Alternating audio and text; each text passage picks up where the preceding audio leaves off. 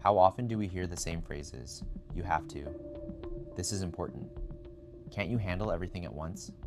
Modern life repeats these commands so often that many people no longer even notice how deeply they have absorbed them.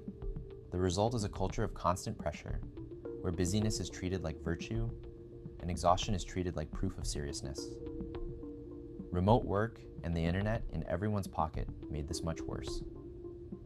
A person is now reachable almost all the time, 24 hours a day, 7 days a week.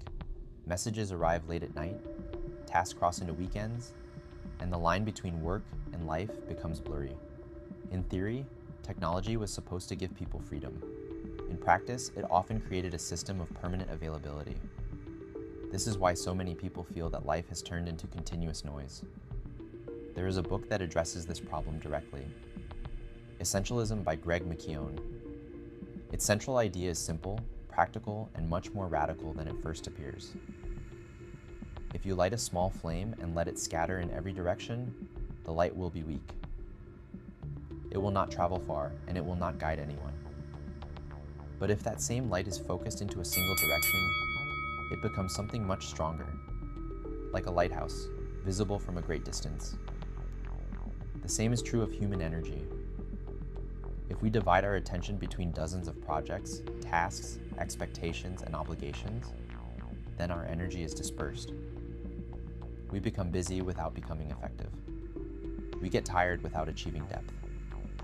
We move all day, but little of real value is completed well. Work quality declines. Personal life quality declines. And eventually the person themselves declines, drained, restless, and dissatisfied. This is one of the great illusions of modern productivity, that doing more automatically means achieving more. Often the opposite is true. The more scattered the attention, the weaker the result. Essentialism argues for something that sounds almost obvious, yet is surprisingly difficult to live by. Not everything matters equally. In fact, only a few things truly matter. Most tasks, meetings, requests, obligations, and opportunities are noise. They consume time and energy, but do not meaningfully improve life or results. That is why essentialism is not merely a productivity method. It is a way of seeing. The first shift is mental.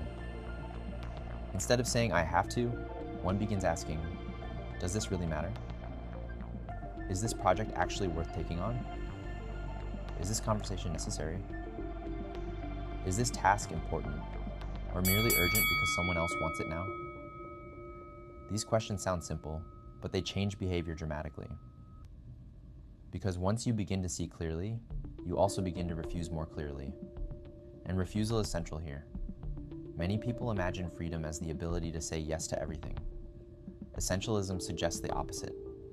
Real freedom often begins with the ability to say no. Not rudely, not theatrically, but deliberately. Every yes carries a hidden cost. Every commitment excludes something else. Every accepted task takes time away from another possibility. This is why the idea of priority matters so much. There's a famous point often mentioned in discussions of essentialism. When the word priority first entered English usage, it was singular. It meant the one thing that came first. Only later did modern culture invent priorities in the plural, as if many first things could exist at once. But that is precisely the lie that produces chaos. There can be many responsibilities. There can be many interests. But at any given moment, there's only one true priority. And once this becomes clear, another truth follows naturally. If I am doing this right now, then I am by definition not doing something else.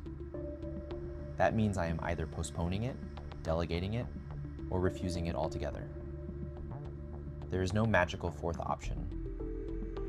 Trying to do everything usually means doing many things badly and finishing the day exhausted. Essentialism replaces that illusion with a more honest compromise. You choose, and because you choose, you gain structure. This matters not only for work, but for life itself. A person who constantly accepts everything eventually loses contact with what they actually value. Their day becomes shaped by other people's urgency instead of their own direction. They stop asking what is meaningful and start merely reacting to what is loudest. That is not productivity. That is servitude disguised as efficiency. By removing the excess, something important returns: clarity. When the unnecessary begins to fall away, you see more clearly what deserves effort, what deserves attention, and what deserves your life. The quality of work improves because concentration improves. The quality of relationships improves because presence improves. And the quality of inner life improves because you are no longer split into fragments by endless demands.